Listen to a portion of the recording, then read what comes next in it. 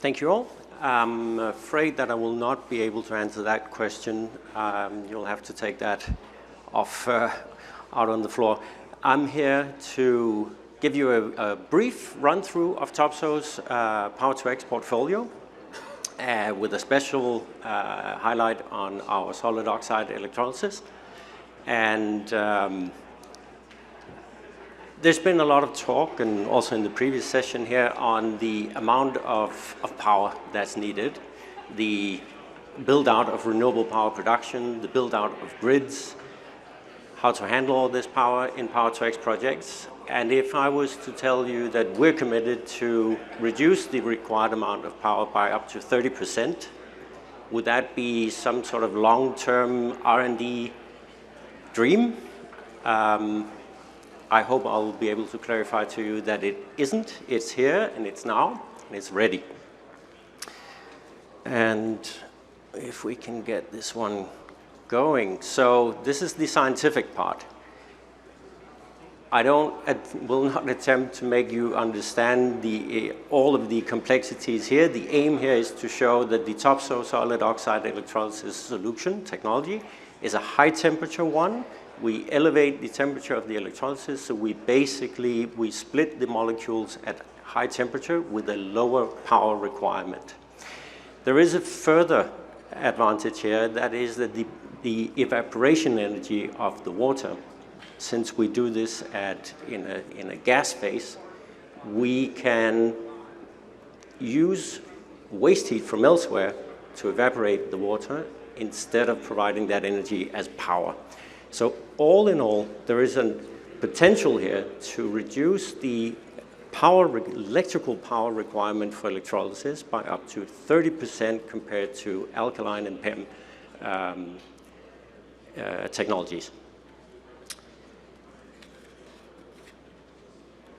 And this technology, we focus on the entire scale from the micro to the module. And so the micro scale would be all the way at crystalline. It's nickel-based, and it's so on the basically down to the molecular level. That's what we've been doing for 85 years. We then produce our own cells. We stack them for stacks, and we assemble them in cores, and the cores we assemble on modules. These modules can be added on to achieve whatever capacity is needed for a project. And we basically don't stop at hydrogen. So if we look at this simple schematics here, the first block would be the input of renewable power to the electrolysis unit, which will provide you with the hydrogen. The hydrogen, we have for many decades actually converted hydrogen into various downstream chemicals from there. So we are no newcomers to hydrogen or adding that on with the nitrogen from the air to produce ammonia. The focus was always on the nitrogen for the soil as a fertilizer. Now there's a lot of focus on the hydrogen part of ammonia for fuels. Methanol would be by combining the hydrogen with captured CO2, and very much as a new electro fuel. But we can also, with captured CO2, produce more conventional fuels, such as gasoline, diesel, aviation fuels. And recently there's also quite a focus on actually producing a very well-known energy carrier, methane. We all know it from natural gas. A very simple process, really, and with a very well-known infrastructure. So all of these, this portfolio of X's caters for a lot of different industries that are facing a lot of difficulty in electrifying the so-called hard-to-abate sectors. So what we like to say in Topsoe is, if you've got the power, we have the X.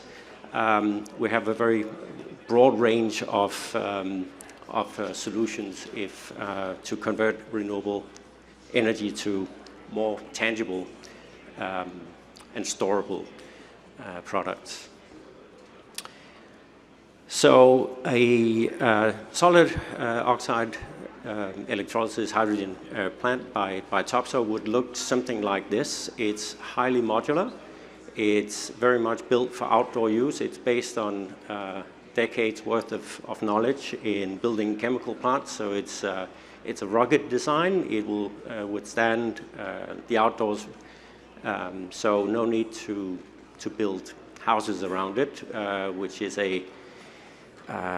let's say, a bit of a challenge when you have a very volatile and explosive chemical such as hydrogen. We would build this way up to, say, 600 tons per day worth of ammonia or methanol. Beyond that, well, that would be the equivalent of 200 megawatts, if you're more familiar with that term or measure. Beyond that scale, we would collaborate to build the plants in a slightly different way. So either completely stick-built by a contractor or bigger modules. What you're seeing here is more of a very transportable approach where the modules are sized to be trucked actually by road. But beyond 600 tons per day of ammonia methanol, it would be a lot of modules and a lot of equipment outside modules. So focusing on ammonia here, I think what we can say is ammonia and other exothermic reactions will provide some of that waste heat which we can leverage in the electrolysis unit. So we believe the best energy for the climate is the one that you don't consume. So consuming less energy will do a lot of good. And as you can see, it's actually interesting to see that a green ammonia plant, that's the one in the middle, if based on alkaline electrolysis, will actually not consume less energy than a conventional gray ammonia plant. It just uses a different kind of energy. It's very good. But it would be even better if we could consume less energy in providing what we need. And that's what you're looking at the right-hand side. So this reduction in energy is achieved by using the waste heat from the ammonia production, which generates steam. That steam goes into the electrolyzer, providing that heat that we discussed in the very beginning of the slide deck. So this is what I explained a little earlier also. So the entire thing from hydrogen to ammonia will be modularized and standardized. It is truckable. And I do realize that most of what I've shown you here is computer renderings, 3D models. So is all of this just fiction? No, it isn't. We actually have a full core of SOC working in Denmark. It has approximately half a year of operation. What is important in half a year, it's not long, but the important thing that over half a year, there is no visible sign of degradation. That was a big question within solid oxide cells. So we're very optimistic with these results, and of course we're continuing the demonstration, and along with that we are also, and this is not a rendering, this is a real picture from December last year, and this is our first manufacturing plant in Denmark, and it is scheduled to come online by the end of the year. It has a production capacity of 500 megawatt equivalent of stacks. So we're very excited with that, and we have number 2 plant in planning here in the US, in Virginia, pending FID. So a few words on who are we, who's behind this. Well, we are a Danish company, family-owned, with a global presence. We are very scientific focused. As you can see, we have around 9% of our revenue going back into R&D.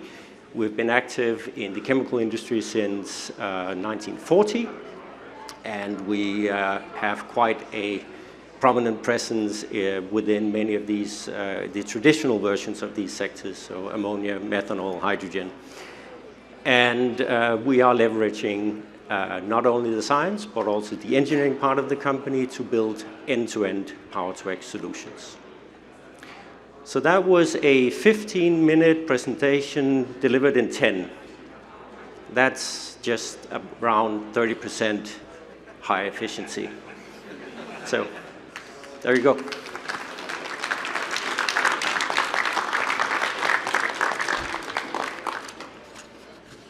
I will welcome questions if that's what you want to spend your 5 minutes on.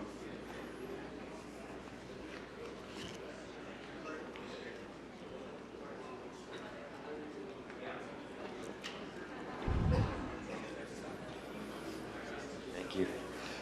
Very interesting presentation. You mentioned the ability to produce directly fuels, like e-fuels. Do you have a cost estimate? How would those compare to like pump gas today? That depends on a lot of factors. The major component of the cost of producing, so I'm assuming that you, the drop-in fuels, right? So like gasoline, a like-to-like. The major component there would be the electricity still, as for all of the e-fuels. I am afraid that it is much more expensive. It is a detour chemically, and it does add to the cost. It's not a, let's say, a revolutionary discovery that will outcompete the fossil fuel, unfortunately. But that's the uncomfortable truth, I'm afraid. But I'm sure it will change over time because it's competing against the fossil version, which is just fine-tuned over centuries. And that's very, very difficult to compete with. But yeah.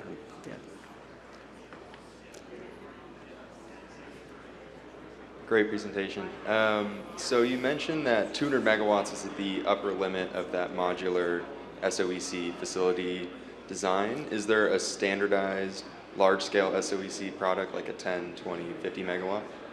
Or is it all kind of bespoke using that framework? So there's no limitation as such, but they do come in modular sizes, yeah. So around 7 megawatts per unit.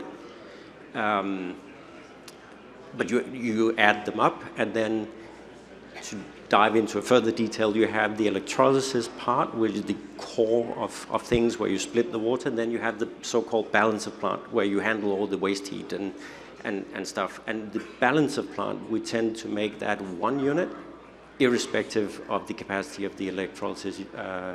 So you will stack up only the electrolysis units, and then you will have one big balancer plant. And that's how we try to cost out on scaling up instead of having just a linear. Perfect, thank you. Thanks for the presentation. Is co-location with waste heat a must factor for this to be, let's say, energy competitive as compared with other technologies?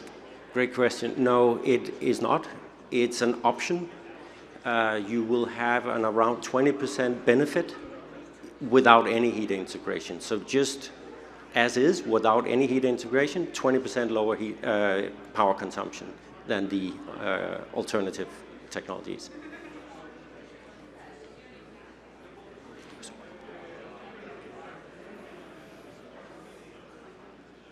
Thanks for the presentation. And just curious about the performance data, not sure if you can share or not. So for the modular solid oxide electrolyzer, how long does it approximately take to start operating from a cold temperature? Just curious about it because of the hourly matching rule. So if I understand your question correctly, how the initial startup would work? Or? Yes, just the time it takes to operate from a cold temperature. Well, you're right. It does take heating up, and it does operate at 750 around degrees. So but the volume is not that big. But it takes time to heat it up, and in idle, you would maintain the temperature. Yeah. Okay. Okay? Thank you. All right. Time's up. Thank you.